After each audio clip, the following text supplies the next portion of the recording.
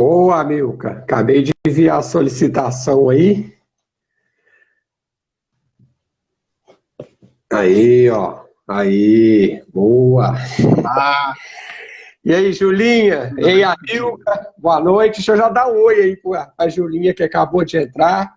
Pra Carol. Ei, Júlia, Daqui a, tudo bem? daqui a pouco, Carol, daqui a pouco o pessoal vai chegando aí. O Milka, deixa eu só pedir licença aqui, ó. Mexer. Vou mandar um aviãozinho pra minha mãe aqui, porque ontem, claro, ontem você ela. já estava trabalhando a inclusão digital dela, que eu sei. Vamos ver aqui, porque ela ainda não entrou. Não sei se ela está apanhando lá. Mandei um aviãozinho, não sei se eu vou ajudar ou se eu vou piorar. Que eu não fiz esse teste do aviãozinho com ela, não. Né? Olha lá o Thiago aí, ó. Thiago já está aí dentro também. E aí, Thiago, boa noite. E aí, Amilca, como Boa estamos? noite. Estamos bem, graças a Deus. Tiago, queridíssimo, falando direto de Amsterdã. Liliane Marques falando direto de Vespasiano. Somos assim, desses, entendeu?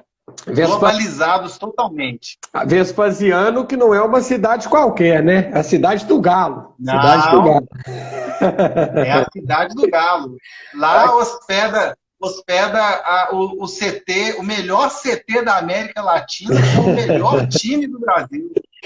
Ô, Amilca, assim, conversando fiado rapidamente, né, antes da gente estar entrando, se das últimas vezes você me viu reclamando e muito do calor. Ei, Joaninha, beijo, meu bem, boa noite. Se você me viu reclamando e muito do calor, Amilca, o tempo aqui mudou de uma hora para outra, absurdo. Olha a minha mãe lá, deixa eu parar tudo para dar um oi especial Ah, para minha mãe, bem-vinda. isso, Ó, se eu começar a muito gaguejar aqui, bem. amigo, falar a língua do Zimbábue é porque é a participação de mãe, né? O coração aqui vai dar uma... Claro. O coração bate mais forte, né? Quando É, é assim, o coração bate mais forte. é, Deixa eu aproveitar e mandar um abraço para a Doroteia, a Dorothy, que está aqui prestigiando a gente, queridíssima, e a Joana, que está sempre aqui presente também. É, desde o momento em que era aluna, se destacava e agora mais ainda, né? já falei que daqui uns dias vai ser companheira, né? Colega de trabalho aí. Vai ser lindo demais. Eu tenho ó, a Joana, ex-aluna, que faz história hoje. Eu tenho uma ex-aluna que faz, a Aninha, ela faz química, então mais para frente aí, né? Anos para frente aí, quem sabe vira uma colega de trabalho também. E eu tenho uma aluna do terceiro ano que quer fazer geografia. Boa noite, Cláudia. Então, haja expectativa aí, né, Ramilca? Com certeza.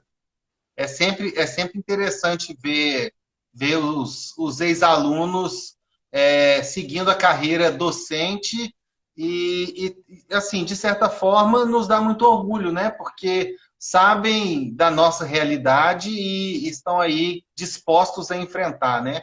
Deixa eu falar um oi para Bianca, que também está lá em Amsterdã, né? Esposa do Thiago, sempre acompanhando a gente. E o Piozão aí presente também. Alô, Fiozão, sempre aí conosco, né?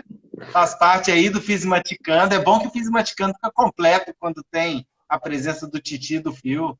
Mas, ô Amilca, e essa camisa aí? Que é isso aí? Uma camisa agora a caráter? Tá vestida a caráter? Nota total? Pois é, eu agora fiz investimentos pesados acreditando aí na Boa, marca, boa. entendeu? E agora temos aí, ó, nota total Depois nós no vamos fazer, peito, no lado esquerdo do peito. depois nós vamos fazer uma campanha nossa só dos produtos. Fazer uma montagem aí, ó. Pois é. Pois é, cadê a sua caneca? Eu sei que você tem uma Ó, caneca também aí, ó. Eu também tenho a minha. ó aí, ó. Aí, agora sim. Muito Que não bem. quer calar, o que será que esses dois andam tomando, né? Pois é. Acho que é melhor a gente não falar. Vamos deixar no suspense que é melhor. Vamos mandar um oi pro Biel aí também, ó. Grande Biel, ex-aluno também, totalmente excelente. Com saudade, hein, Biel? Tava sumido. Que bom que você tá aí. Mas, ó, Muito bem. Amilca, conta pra galera então, qual que é a proposta do nosso bate-papo de hoje? Pois é, deixa eu primeiro dar um alô aqui para a Cláudia, né? Que você já tinha falado dela, mas a Cláudia é queridinha, sempre está presente. E E aí ela é esposa de um amigo meu, professor de física, e gosto muito dela. Ela sempre faz aí a nossa avaliação positiva e dá um feedback muito, muito bom. E o Thiago já está aqui cornetando, ó. Quer participante assíduo merece caneca também. Tem um dia Vamos ver, né, Thiago? De repente rola aí um sorteio, um presente, quem sabe, né? Ô, Milka, tem um ditado que fala que quem não chora não mama, né? Então tá aí, ó. Pois é. Isso. Já começou, né? Mas tem um lado bom. Se tá chorando, é porque também tá satisfeito, né? É sinal que nós estamos agradando o público. Isso é importante. A Sil entrando aí A também. Silvana entrou aí agora, ó. É isso aí. Mas vamos lá, Milka, qual que é o bate-papo de hoje? Apresenta aí pro pessoal. Então, o bate-papo de hoje é para a gente falar daquilo que não é um simples texto e daquilo que não é uma simples imagem, daquilo que é uma espécie de um combo, usando um termo aí mais popular, né? Mas, na verdade, o que acontece é o seguinte, quando nós lidamos com textos verbais e não verbais, nós lidamos com textos que são mistos e, em muitos casos, que lidam com elementos muito diversos. Alguns são chamados até de textos multimodais, em função disso, né? E não vou ficar entrando aqui em muita teoria, porque eu acho que aqui não é o momento, mas a gente vai analisar esses textos que são textos híbridos e que estão presentes com muita frequência na prova do Enem e apresentam com uma certa frequência dentro da presença deles, uma espécie de transversalidade. Ou seja, são textos que lidam com conhecimentos de várias áreas e que exigem do candidato lidar com o aprendizado no sentido global, no sentido amplo, né? Essa é que é a ideia. E o interessante nisso tudo aí também, né, Amilca? Porque, assim, deixando as questões propriamente de lado, mas é enxergar como que, às vezes, como as informações que estão recorrentes no nosso dia a dia, uma boa interpretação delas pode estar ajudando a gente a estar resolvendo muitas questões da prova, propriamente dita, né? Se você pensar nas redes sociais, o que a gente tem aí de compartilhamento de memes, por exemplo, de charges, né? E é uma ferramenta fantástica, tanto de comunicação, e quanto para poder estar exigindo a interpretação dos alunos também, né? A mesma coisa com os gráficos, porque às vezes a pessoa fica disciplinada de olhar ele no único sentido, mas não explora o além, né? Os infográficos e por aí vai, né? Ó, tem mais gente entrando aí, Amilca Debs, e eu perdi alguém que entrou antes. Deixa eu voltar aqui. Não sei, vamos ver aqui se mais alguém entrou. A Marilu, deixa eu ver, acho que ela entrou. Tem aqui a Debs, Queiroz, Brunas GF. Bruna acabou de entrar. Marife. Boa. Pessoal, todos sejam bem-vindos aí para o nosso debate de hoje, né? Vamos tentar lidar aí com esses textos que aparecem ao longo da prova, né? A Caroline Alana está aí também. Voltou, ela caiu, fez uma homenagem aí ao rival, mas voltou. Ô, Amilca, você começa compartilhando? Eu começo aqui. Não, eu começo compartilhando, porque... Então vamos lá. Porque essa é muito boa, eu gosto muito dessa imagem, mas vamos lá. Deixa eu mostrar aqui como é que ela está.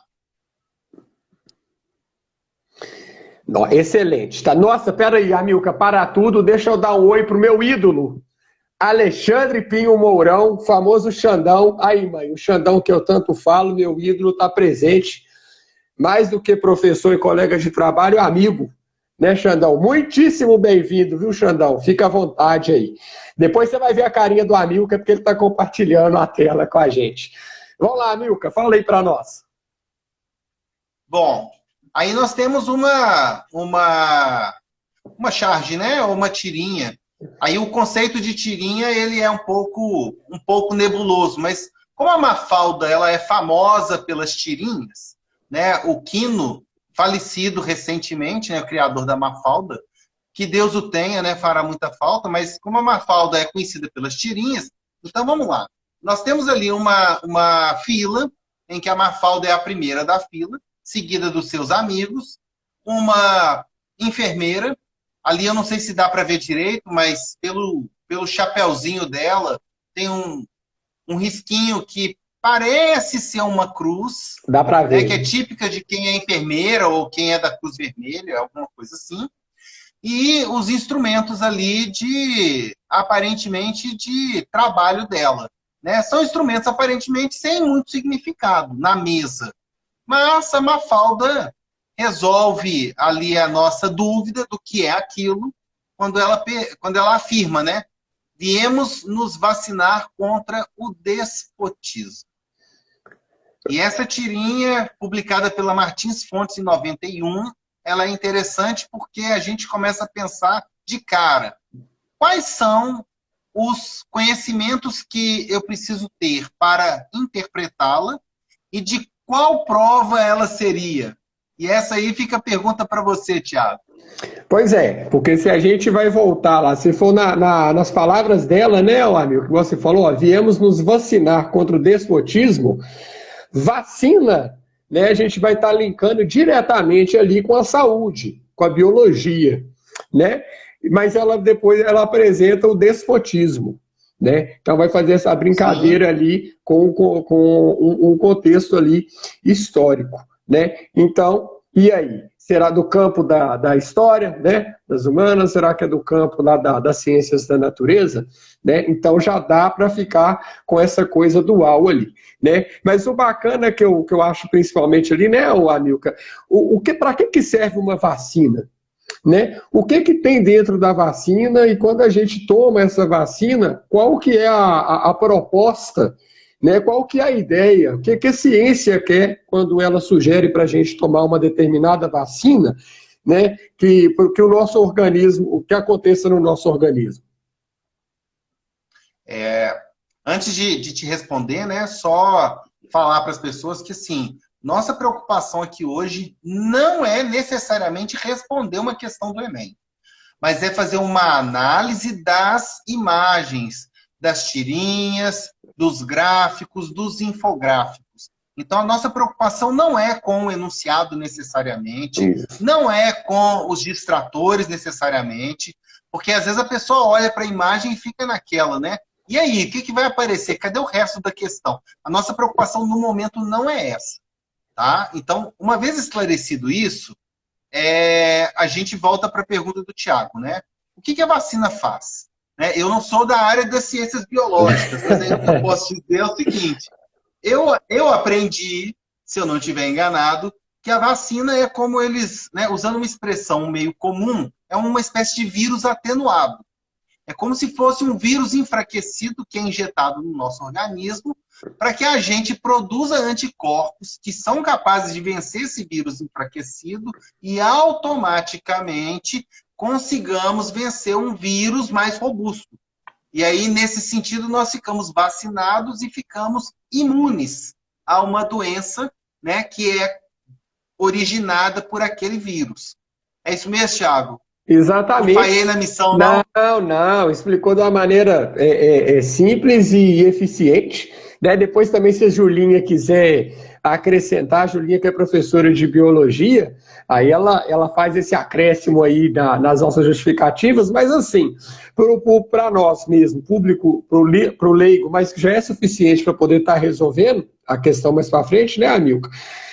Quando coloca o organismo no nosso corpo enfraquecido, né, ele é muito pouco capaz de poder provocar na gente a doença em si, e o nosso corpo tem tempo suficiente para produzir o anticorpo, que vai ficar para a gente como histórico, guardado, né, e aí já deixar a gente autoimune nesse sentido. Então, a brincadeira dele vacinar contra o despotismo, né? Ou seja, já nos deixar preparado, né? No sentido histórico ali, então, argumentado, ciente, né? De o que seria essa doença aí, do que seria o déspota. o despotismo nesse sentido. Então, essa é a brincadeira que traz com o conceito de vacina para o contexto histórico, né? Antes de passar para a questão, então, ó, vamos dar um oi ali para a Raíssa, mais uma ex-aluna, totalmente excelente, acabou de entrar. Dani, né, Dani? A Sempre, Dani está sempre presente. sempre aí. Hoje a gente tem um inédito aqui,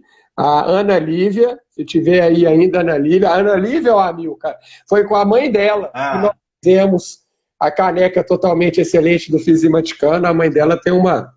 mexe com isso, né? Tem um estojo, depois eu vou mostrar para vocês o estojo do Fisimaticano também, né? E a Raíssa Relatório aí. Pois é. A Raíssa querida está aí presente também. Kathleen, Diogo, né? Snow, não sei se é assim que fala não, mas eu vou falando assim mesmo, Snow, né? Dando um oi para esse pessoal aí. Mas e aí, Amilcar, quando a gente passa para a questão, como é que é? O que ele queria saber? Mostra para nós aí. Pois é, vamos lá, né? A gente tem, então, vacinar contra o despotismo, que é criar anticorpos, ficarmos imunes a esse regime de governo, né? Que ficou famoso durante o período dos déspotas esclarecidos, né? Quem estuda história aí lembra dessa expressão, né? E aí a questão está ali, né? Não sei se vai dar para ver direito, mas eu vou fazer a leitura dela, né? Uma suposta vacina contra o despotismo em um contexto democrático tem por objetivo: letra A, impedir a contratação de familiares para o serviço público. Letra B, reduzir a ação das instituições constitucionais. Letra C, combater a distribuição equilibrada do poder. Letra D, evitar a escolha de governantes autoritários. E letra E, restringir a atuação do parlamento. Eu acho que ela não deixa margem, né, Amilcar? Primeiro porque trabalha, inclusive, com um contexto democrático, né? Então, o oposto ali do contexto democrático é o autoritarismo em si, né? Ou seja, não tem essa questão de maioria, não. É o que um decide, que é o cara lá, né? Ponto final, né? Então ele vai contra isso. E aí, para quem já estava lá na história, tá, e por dentro dos estudos, com estudo em dia para poder fazer a prova, vai lembrar disso. O despotismo esclarecido era exatamente isso, a concentração do poder na mão de uma pessoa só, né? Então, resposta D, né? Evitar a escolha de governantes autoritários. Então, a vacina, que é para evitar a doença, nesse caso aqui, no contexto democrático, é evitar o quê? O retorno desse despotismo esclarecido, né? Então, é uma brincadeira lá com um meme, com a chargezinha, né, juntando um conhecimento lá da área da saúde com o contexto histórico. Bacana demais, né?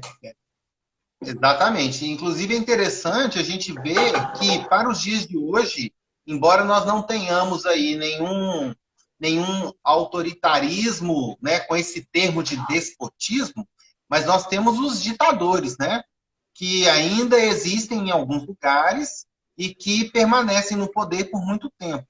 E ainda temos as falsas democracias, né? São aquelas democracias em que você tem um governante que é teoricamente reeleito e está no poder há décadas. Né? Alguns chegam a ficar 20, 30 anos no poder, né, com uma falsa, né, eleição que acontece, e aí ele permanece. Então, você não tem ali o chamado déspota, mas você tem um ditador, né, ou algo parecido, eu ia que falar, se assemelha com essa situação. Eu ia falar que é um despotismo velado, nesse sentido. Se é que a gente pode falar assim, mas é porque assim, é assim que funciona, mas não é assim que a coisa se apresenta, né? Não, a coisa aqui, a diferença é que eu sou eleito há 30 anos e segue o jogo. Exatamente. Né? Então, olha lá, ó, de novo, né? Pois mas é muito bacana a gente ver como que o conhecimento de biologia e de história dialogam nessa tirinha e aparecem ali numa questão. Então, você não tem ali apenas um conhecimento, mas você tem uma articulação, né? Por isso que eu falei lá no início, a gente vai trabalhar com a transversalidade o tempo todo. E de novo destacar, né, que a questão não é o mais importante propriamente dito, e sim a discussão do que a gente vai estar apresentando aqui. E ainda de propósito, nesse sentido, né, Amilcar, a gente procurou escolher questões que não são da nossa área ligada diretamente, justamente para não ter aquela... É fácil também, né? O cara é professor literalmente daquela disciplina. Não. Então, se a gente consegue extrair informações do que é proposto para a gente, mesmo a gente com pouco conteúdo, pouca lembrança, dá para a gente poder estar resolvendo uma quantidade razoável aí, né? A Rob está aí. Ah, delícia, hein, Rob? Rob tá aí. Boa noite, João, também. Muito bem-vindo. Hoje nós estamos que estamos, hein, Amil? A gente se sente assim, bastante orgulhoso, né, da presença ilustre de algumas pessoas. A Rob queridíssima é uma delas, né? Então é importante tê-la por aí. Boa. Mas e aí, Thiago, nós vamos partir para a próxima questão? Vamos partir aqui, deixa eu passar aqui, ó. Deixa eu apanhar aqui. Se eu apanhar demais, lembra aí, né? Ó, o coração tá batendo mais forte por causa da minha mãe. Ó, rapaz. Acho que ficou, ó, pra mim aqui tá bom de ver. Tá bom de ver aí, Amilcar? Pra mim tá bom de ver também. Espero que o público consiga ver. Então escreve aí pra nós. Tá ótimo. Escreve pra nós o que você tá vendo aí. Eu tô vendo ali, é uma tabela, né? Com 2 colunas. O título da primeira coluna é biocombustível, o da segunda coluna é quilocaloria por quilograma. Então, na verdade... E aí nós temos... Então, na verdade, o que ele vai fazer ali? É uma tabela, né? Então, ele vai estar apresentando alguns dados, né, para a gente a respeito dos biocombustíveis. Então, você tem ali mamona, babaçu, dendê, soja e cana-de-açúcar, né? Esses dados, eles não foram tirados de um lugar qualquer, né? Então, a gente tem ali a fonte dele, não sei se está dando para ler, mas a gente fala aqui. Então, do site lá, ó, biodiesel eco óleo, né? .com.br, então de lá que foi retirada essas informações. E aí o que ele traz para a gente a respeito de cada um desses biocombustíveis, né? Ele traz os as quilocalorias por quilograma, né? O que seria aquilo ali então, Amilcar? Para cada quilo daquele biocombustível queimado, quanto que ele entrega, né, de energia para a gente. Então, ó, aquela tabela, ela está trazendo uma comparação, né, de rendimento mesmo. Quando você queima um quilo de mamona, ela está te entregando 8.913 quilocalorias. Quando você queima babaçu, 9.049, e assim por diante, né? Então, na verdade, ela traz uma síntese, um resumo, né, a respeito dos diversos tipos de biocombustíveis e o rendimento de cada um daqueles ali, né? Se você tivesse que escolher, Amilcar, você pensando na economia, no rendimento, né? Se você pudesse escolher ali, então, qual desses combustíveis, se você pudesse escolher 1 quilo só, qual desses combustíveis seria aquele que você ia estar levando para casa pensando em rendimento? Bom, eu levaria o biodiesel de soja, porque para mim é o que tem o número final maior. Mas aí eu queria também chamar a atenção para 2 detalhes, Thiago, que eu acho que são muito importantes. Vamos lá. O primeiro é que quando eu vejo a lista de biocombustíveis, eu, como professor de língua portuguesa, eu percebo que há um certo descompasso na organização, porque você não tem ali uma ordem alfabética, né? Para mim, viria biodiesel de babaçu primeiro, depois o biodiesel de dendê, depois o de mamona, o de soja, e assim, por fim, o etanol, né? Você mantém o biodiesel e o etanol na ordem alfabética, mas a origem do biodiesel também numa ordem alfabética, o que não acontece nessa tabela. Boa. E do outro lado, eu também percebo que a numeração ali não apresenta uma escala. Não tem uma ordem crescente ou decrescente, né? E aí eu queria que você comentasse um pouco isso, mas voltando aqui, a resposta para mim é: eu escolheria o biodiesel de soja, que é o que queima mais, aparentemente. É isso mesmo? Ou seja, você, para uma mesma quantidade, né, para uma mesma massa, é o que te entrega o quê? Uma maior quantidade de energia. Então, se você estiver pensando em rendimento propriamente dito, você está interessado na energia que ele vai estar te entregando, né? O que é interessante dentro do que você colocou, amigo, deixa eu voltar aqui rapidinho, depois a gente volta para a questão lá. Mas o que é interessante dentro disso que você colocou, fala, Charlon, boa noite, meu querido. O Charlon tá aí. Abração. O que é interessante aí dentro do que você colocou é que nos passa a impressão, então, que esses dados, a ordem com que eles foram colocados ali, tanto do biocombustível ou quanto do valor calórico deles, ela foi simplesmente aleatória, ela foi randômica, né? E aí tem que ficar esperto demais, então, na hora que você vai fazer uma determinada análise. Porque, às vezes, a pessoa está acostumada dela tá vindo literalmente obedecendo uma ordem alfabética ou uma ordem crescente ou decrescente. Né? Inclusive, quantas vezes a gente não teve que fazer isso no colégio?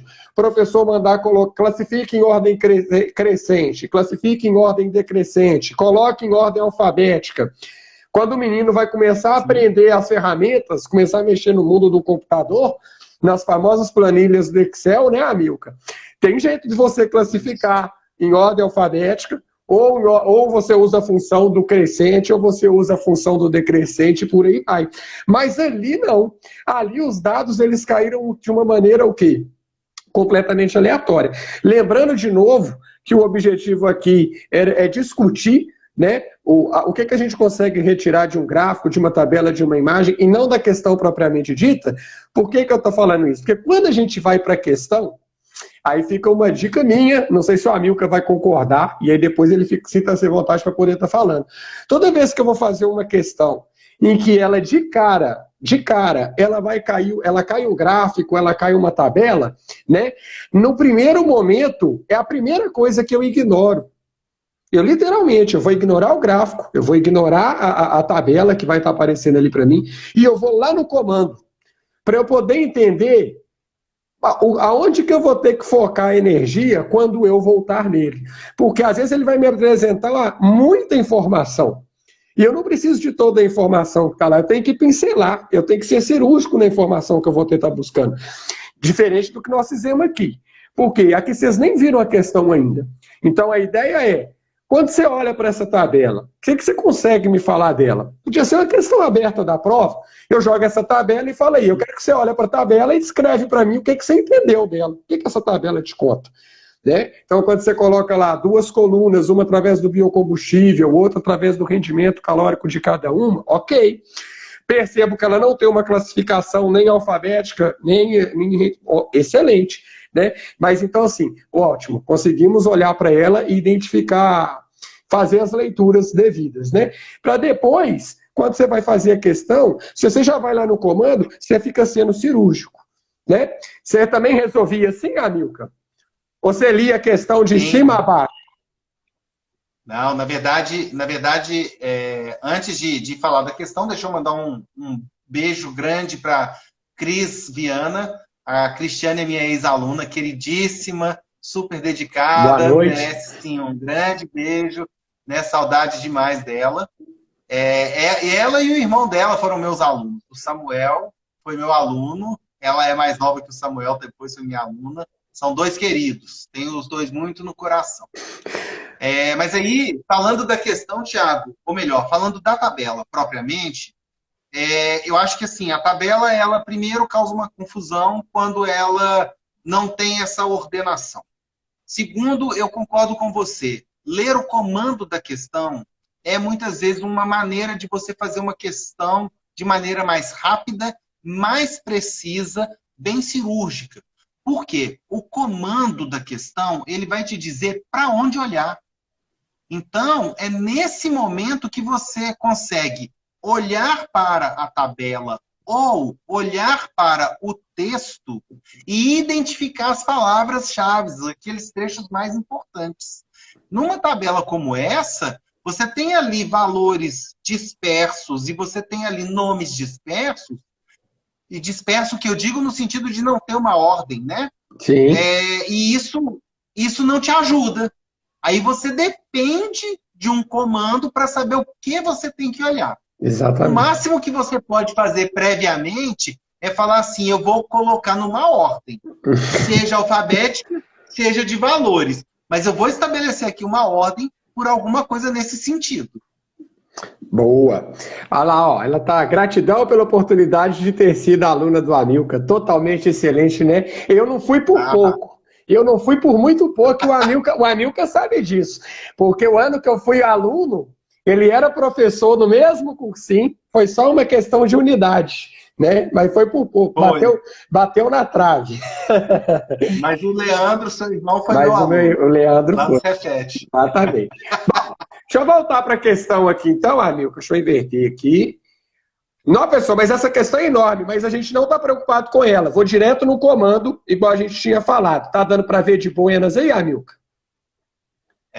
Tá. O comando está lá, ó. Dá para ver. Entre os diversos tipos de biocombustíveis apresentados na tabela, no quadro, aquele que apresenta melhor rendimento energético em massa é proveniente da soja, do dendê, do babaçu, da mamona ou da cana-de-açúcar. Antes de a gente responder, na verdade, voltar, porque o Amilcar já fez isso para nós, né? Só mostrar aquilo que ele estava falando, da importância da gente destacar, buscar as palavras-chave, as informações mais importantes do texto, né? Olha lá, ó. Está destacado lá para nós. Ó. Então ele pega um marca-texto e coloca ali, né? Aquele que apresenta melhor rendimento energético em massa, né? É proveniente de onde? Se eu voltar na tabela grandona aqui para poder chamar nossa atenção, então, de novo, foi um gráfico que caiu na prova do Enem, né? O fato dele estar, entre aspas, desorganizado nesse sentido, de não respeitar uma ordem alfabética, não respeitar uma ordem crescente ou decrescente na matemática. Foi assim que eles fizeram, muito provavelmente porque eles copiaram e colaram literalmente lá da fonte, da onde eles tiraram, né, do biodiesel eco-óleo. Então, provavelmente, do jeito que eles tiraram de lá, eles colocaram e citaram, então não organizaram, até para respeitar o original, mesmo a fonte, né? E aí repara, então assim, quando eu peço para o Amilcar só descrever aquilo que ele estava vendo e qual daqueles ele levaria para casa para queimar, né? Ele pensando economicamente, eu vou querer o que me entrega mais energia para uma mesma massa, né? Então ele já tinha colocado para nós, no caso, que seria a soja, que é a resposta certa, que é a resposta da questão, né? Então, para essa questão aí, na verdade, de que prova que você arriscaria, Amilcar? Ela está trabalhando com energia, né? Mas você acha que é uma questão necessariamente lá do campo da geografia ou ela se enquadra noutros campos aí? Eu diria que, assim, como ela fala a respeito de queima energética, de rendimento energético, ela poderia ser da física, poderia ser da geografia, porque fala ali do biodiesel, poderia ser, talvez, da matemática, pensando ali né, que você tem ali a quilocaloria sobre o quilograma, então você tem ali uma certa conta para ser feita. Então, eu acho que é uma questão meio... É possível de estar em alguns campos diferentes. Amilcar, você lembra quando o aluno, que o professor, no fundamental, que o professor colocava as frações no quadro e o aluno tinha muito medo de fração, né? Ele colocava 2, 3 frações no quadro e falava assim, coloca em ordem crescente ou em ordem decrescente. Aí aparecia lá 1/2, 2/3, 3/4, 4/5. Você entrava em pânico, quando eu falo os alunos no geral, né? Olhava para aquele e falava, o cara tá de sacanagem. Mas eu também entrava. O cara tá de sacanagem comigo? Como assim coloca em ordem? Então a primeira coisa que o professor falava em vez de você fazer a divisão, filho, vamos lá, não vai fazer divisão, chegar naqueles números esquisitos, decimal, não. Estiver falando bobagem aí, fio. Às vezes o fio tá se revirando lá do outro lado, lá, depois você comenta aí. Mas assim, se a gente estiver falando bobagem, você corrige a gente. Não deixa eu passar vergonha assim, não. Você tira o mínimo múltiplo comum, né? Para poder igualar todos os denominadores, todo mundo ser dividido pelo mesmo número, que é o mínimo múltiplo comum deles, né? E aí você fazia aquela divisão pelo denominador, pega o resultado, multiplica, coloca o resultado lá em cima. Por que isso? Porque se você tem todos com o mesmo denominador, fica fácil saber quem é maior. Você olha para o numerador, o maior deles é o maior, né? Se lá embaixo é tudo igual, o denominador é todo o mesmo, quem tiver o maior numerador é a maior fração, por aí vai. Então isso a gente via lá na matemática. Quando ele fala ali melhor rendimento energético, ele apresenta uma razão para nós. Ele apresenta quilocaloria por quilograma. Então, se você reparar, todos eles já estão por quilograma lá. Então, o denominador é comum. É 1 quilo de mamona, 1 quilo de babaçu, 1 quilo de dendê, 1 quilo de soja, 1 quilo de cana-de-açúcar, né? Então, no raciocínio matemático, ele já te entregou a coisa praticamente pronta. Você só identifica lá o maior numerador, no caso da soja, e marca a resposta, vai ser feliz. Então eu concordo com você, ela podia estar na prova de matemática, porque você não faz conta nas 45 questões de matemática, né? Tem muita questão de teoria, né? Podia estar na prova de ciências, igual você falou, podia estar na prova de geografia também, né? E o Fio está falando lá, ó, ensinar com MMC não é ensinar diferente. Não gosto de ensinar assim, boa. Isso aí fica. Você podia até depois, na próxima live, dar uma sugestão desse sentido aí, né? Porque eu estou trazendo coisas da minha memória e do Amilcar. Que era assim que a gente aprendia lá, era nessa sofrência, né, Amilcar? A gente, eu não sei o tanto que o Thiago foi, mas eu fui uma pessoa formada no século passado. Logo, né, naquele tempo, era assim que a gente fazia. Assim. Então, eu tenho certeza que o Fio é capaz de mostrar uma maneira muito melhor e mais interessante, porque se não fosse assim, não seria o Fio. Mas, naquele tempo, a gente sofria aprendendo desse jeito. E que ele ensina diferente também não é novidade, né, Amilcar? Porque, assim, é um preconceito de fazer parte, de integrar o fisimaticano, é pensar e ensinar diferente, é sair da caixinha, né? Porque mais do mesmo o YouTube, o Instagram, tá tudo lotado aí, as escolas. Mas com a gente é diferente, não é o Fiozão? Olha o coraçãozinho pra você aí, Fiozão, ó. Vou até mandar um também, porque é assim, ó. Muito bem. E aí, Amilcar, e agora? Olha, primeiro, né, deixa eu agradecer aí a Cris pela mensagem tão carinhosa que ela mandou aí para mim. E eu também fico muito feliz de ter tido alunos muito bons com quem pude partilhar muita coisa. Porque estar em sala de aula, eu falei para muitos na semana passada, quando do dia do professor, que alguns mandaram mensagem, eu falei para todos, né? A sala de aula é uma partilha, né? Nós ensinamos o conteúdo, mas aprendemos outras tantas coisas com os alunos, né? E ter essa oportunidade é muito boa. Por isso que a gente permanece aí na luta, que não é uma tarefa muito fácil, mas a gente insiste. Ô, Amilcar, só de todo jeito, né? A próxima, deixa eu só dar um oi pro Lucas ali, ó. Lucas Rocha tá entrando, professor de filosofia lá da escola e do Líder em Mim. Totalmente excelente, nós estamos com os projetos juntos aí, inclusive tendo que prosear, né, Luquinha? A vida tá corrida demais da conta, mas é fantástico. Fantástico ele. Depois, um dia você vai ter a oportunidade de conhecer pessoalmente, Amilcar. Primeiro tem que voltar pro Brasil. Dá um oi pro pois é. Acabou de entrar. Vai lá, Amilcar. Deixa eu dar um oi aí para Thaís Muniz, que entrou, né? O Maestro Educa entrou aí. E o Adson, meu amigo assim, amigo de longa data, né? Desde a adolescência, é aquele amigo do coração, sabe? É praticamente um irmão que eu ganhei nessa vida.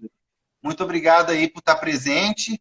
Hoje nós estamos aí falando de textos não verbais, infográficos, charges. Hoje é para poder pensar fora da caixinha, analisar não a questão, mas analisar esse material que é composto por um texto misto, por informações diversas e que a gente precisa acionar conhecimentos distintos para poder resolver, né? Aí, Adson, obrigado, é recíproco, que bom. É muito bom saber disso. Bom, Titi, então vamos lá, né? Na nossa preparação agora, nós vamos lidar com uma imagem bastante interessante. É um infográfico. Deixa eu projetar aqui, espero que todos vejam. Nossa, tá dando para ver aí, Titi? Maravilhosamente bem. Que bom. Então, olha, esse infográfico ele faz parte de um dos textos motivadores que caiu na redação do Enem. Então, a gente teve na redação do Enem de 2019, na última edição, né, o tema da redação foi o acesso, né, ao cinema. E aí a gente tem esse infográfico. E eu queria, assim, que você desse uma olhada e me dissesse, né, quais são as informações, que tipo de conhecimento você tem que acionar para poder interpretar esse infográfico. Fala aí um pouco para mim, para a gente poder ir discutindo isso. Na verdade, o que eu achei bacana dessas propostas que vêm do infográfico é porque, na verdade, todas essas informações elas poderiam estar apresentadas literalmente no formato do texto comum mesmo, né, amigo? Mas aí é um texto Sim. que ia ganhar tamanho, né? E aí a gente pensando assim na própria cultura mesmo, né? Da pouco leitura, da preguiça, e às vezes até pelo tamanho da prova do Enem, que já tem texto demais da conta, são 180 questões, então o que não falta é leitura, né? Então, assim, seria mais do mesmo se trouxesse tudo isso num texto, numa única forma só. Então, aqui ele vai trazer os textos multimodais, lá igual você estava falando, as diversas maneiras de estar trazendo para a gente algumas informações. Então, faz uso ali das imagens, né? Faz uso dos números lá da matemática, dos percentuais, e até a maneira de destacar e de dar uma quebrada ali, eu acho ela bem relevante e bacana. Né? Então, assim, o ilustrativo fica legal e eu acho que é o famoso, é como se fosse cada um ali no seu quadrado, então ele divide diversas coisas por caixinhas mesmo, em vez de encaixar numa única frase e estar separando por vírgulas, né? Então, assim, você tem ali a imagem daquele filme fotográfico antigo, quando a gente levava para poder tá revelando, que faz menção também aos vídeos, aos filmes, né? Quando ele quer falar da pipoca, chama do cinema, faz atenção ali àquele combo, aquela pipoca gigantesca.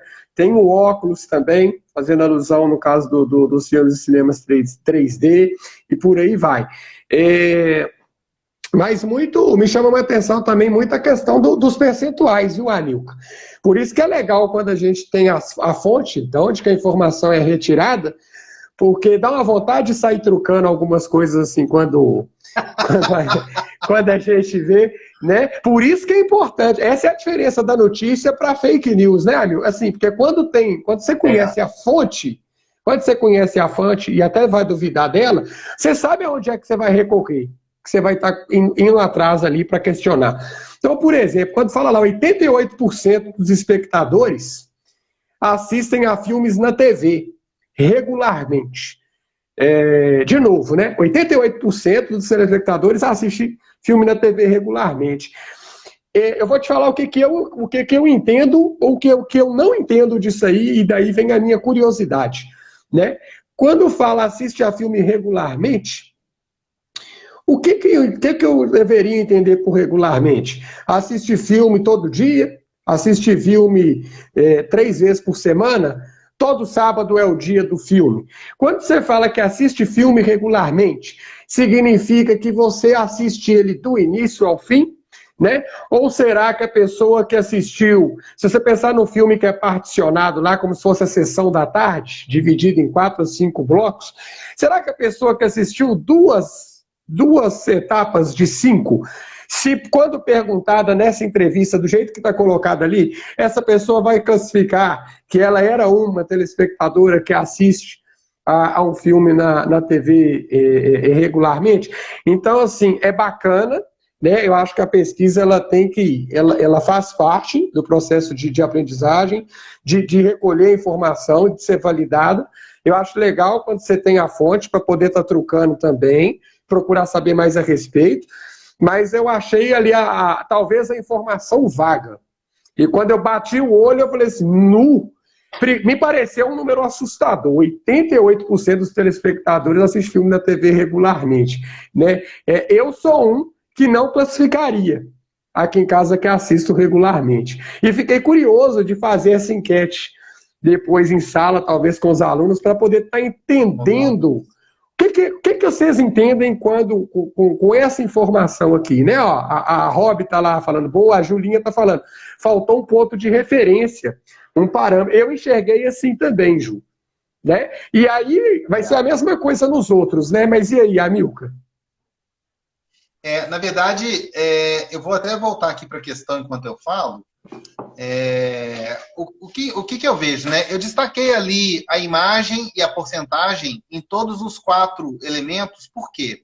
Primeiro porque a imagem faz uma referência, como você já disse, a algo que a gente já conhece. Então, ali, quando fala dos 88% dos telespectadores assistem a filmes na TV regularmente, então, primeiro que aquilo, para mim, aparentemente é um home theater, né? A imagem, para fazer Boa. referência a telespectador, né? Boa. Aquele que está em casa assistindo. E quando fala em regularmente, né? A gente até já tinha conversado anteriormente, né? O fevereiro tem 29 dias regularmente, a cada 4 anos. Mas é uma regularidade, porque cada 4 anos tem 29 dias. Né? O cometa Halley passa perto da Terra regularmente, a cada 86 anos. Ou seja, ele passa, mas a regularidade é uma regularidade relativamente extensa para a vida de um ser humano e minúscula para a vida de uma estrela, como, por exemplo, o Sol, que é uma estrela de quinta grandeza e que vive muito mais do que isso. Então, tudo depende mesmo de parâmetro, né? É isso que a Júlia estava falando, né? Falta um parâmetro, falta uma referência para definir isso. E, além disso, a gente começa a avaliar, assim, será que esses telespectadores assistem mesmo TV com toda essa regularidade? Quando a gente vai ali para a segunda porcentagem, logo embaixo, né? Dos telespectadores de filmes na TV vão ao cinema 19%. Será que esses 19% vão mesmo ao cinema? Quando nós falamos de telespectadores de filmes na TV, nós estamos falando de TV aberta? Nós estamos falando de TV a cabo? Nós estamos falando de Smart TV que tem serviços de streaming? Né? Qual é esse telespectador? Então, a gente não tem ali uma definição do perfil desse telespectador. Na segunda coluna lá em cima, quando fala em 17% da população frequenta o cinema, né? E aí ali está dizendo, né, com um asteriscozinho lá embaixo, assistiu nos últimos 30 dias a um filme no cinema. A pesquisa foi feita em junho de 2019. A gente tem que avaliar se nesse período teve algum lançamento, algum blockbuster, se teve algum grande filme de ação dos estúdios de Hollywood, se houve uma grande campanha para filmes nacionais. Então, isso tudo interfere, porque algumas pessoas fazem questão de assistir filmes grandes de ação no cinema, né, sabe? Ver na tela grande. Tem pessoas que fazem questão de assistir esses filmes quando é 3D, em 3D, se são filmes de ficção científica. Então, tem que saber que perfil é esse, né? Isso não fica muito claro. Mas o nosso caso aqui, né, não é avaliar a questão em si, mas é perceber como é que essas nuances aparecem. Ali tem uma imagem que nos orienta, ali tem uma porcentagem que nos leva a ativar um conhecimento da matemática, e ainda tem aquilo que é o texto escrito, né? Então, eu quero até aproveitar para falar que, assim, todos esses elementos estão compondo um dos textos motivadores da proposta de redação, né? E eu até estou começando essa semana com um curso de redação, né? A partir de hoje, nós temos 90 dias até a prova de redação do Enem. Então, ontem já estava no ar disponível o curso pelo Hotmart. É um curso que teve, né, ontem um primeiro módulo de boas-vindas, e a partir de hoje nós já temos ali módulos de estudo, proposta de redação, né, com correção pela escala do Enem. Então, a ideia é oferecer ali um trabalho bem direcionado, e tudo isso que nós estamos discutindo aqui, Thiago, acaba sendo uma matéria-prima com a qual eu vou trabalhar constantemente, ao analisar propostas, ao oferecer propostas, ao discutir ali os textos dos alunos. Então, eu queria até aproveitar para falar disso e dizer que é importantíssimo a gente conseguir ler e interpretar todos esses dados que aparecem ali no infográfico, porque eles vão subsidiar, no caso desse infográfico específico, a argumentação, se o candidato souber lidar com isso de uma maneira proficiente, né? Mas é bom entender que todos esses detalhes também que nós estamos levantando da maneira como ela foi apresentada, isso vai interferir no processo de compreensão, de entendimento na hora de redigir também. É importante, assim, isso ali foi só uma das fontes que foi fornecida do Enem, né, Anilka? Eles entregam mais, então você precisa, assim, você tem que pegar e estar lendo aquilo que ele está te entregando, fazer uma análise crítica, que a questão toda é essa. Não é olhar por olhar, não é usar o dado por ele estar lá, mas fazer uma análise crítica, reflexiva em cima dele, para você estar até baseando lá a sua proposta de intervenção. Então, mais do que ver esses dados, é refletir em cima do que eles vão estar trazendo para a gente ali. Né, Anil? E a questão desse curso totalmente excelente aí, né? Da redação o Enem em 90 dias, né? Tem um ditado que fala assim, antes tarde que mais tarde. Né? Eu lembro direitinho, quando eu fazia o cursinho lá para o Cefet Coltec, né, que existia o extensivo, tinha o intensivo e tinha o super intensivo. Né? Na hora que saíam as aprovações, tinha aprovação do extensivo, tinha aprovação do intensivo e tinha aprovação do super intensivo. Né? E às vezes as pessoas falam, pô, mas eu estou lá no extensivo e fiquei de fora, mas o outro que estava lá no super intensivo passou. Primeiro que não tem receita mágica. Não, o quanto você faz a matrícula num curso de extensivo, você não está comprando a sua vaga no Cefet, no Coltec. Aquilo vai depender exclusivamente do aluno, no sentido da entrega dele. Né? Porque não adianta você ir para um lugar top, você ter aula com professores top, renomados, famosérrimos, e que fazem e acontecem, né? Se no final das contas, quem vai estar lá no dia e na hora da prova vai ser você. Né? Então, você quer atenção, meu querido? Daqui a pouco. Mas, enfim, se você está... Então, assim, a gente dá um suporte, mas o aluno é que tem que trilhar o próprio caminho e a disciplina está fazendo ele. Então, um curso desse, em 90 dias, né, tem todo o suporte ali que você estruturou para o aluno. E aí vai muito dele, como que ele vai pegar aquilo ali para poder estar desembolando a respeito. Né? Falar, olha, e agora que eu tenho essa estrutura aqui a meu favor, disponível, a estrutura não vai fazer por você se você mesmo não fizer.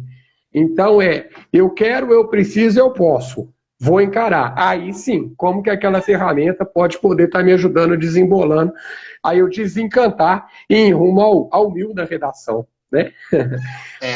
E nós sabemos que o aluno hoje, né, o candidato para o Enem, que resolver investir em estudar, ele está indo para a reta final e é um momento em que ele vai poder desembolar e vai poder fazer a coisa acontecer, né? Quem está disposto investe, quem está disposto estuda, quem está disposto vai lutar para conseguir chegar lá. E às vezes o que ele precisa é de alguém que dê a ele a devida atenção para poder fazê-lo se sentir mais confortável e conseguir vencer aqueles últimos obstáculos, que não são necessariamente só de estudo, mas são também de apoio emocional, de orientação para estudar, para conseguir ter os seus momentos de ócio criativo, né, de aprendizado com o descanso, que também são momentos importantes. Então, a ideia é tentar trabalhar tudo isso com o aluno juntamente com essa parte mais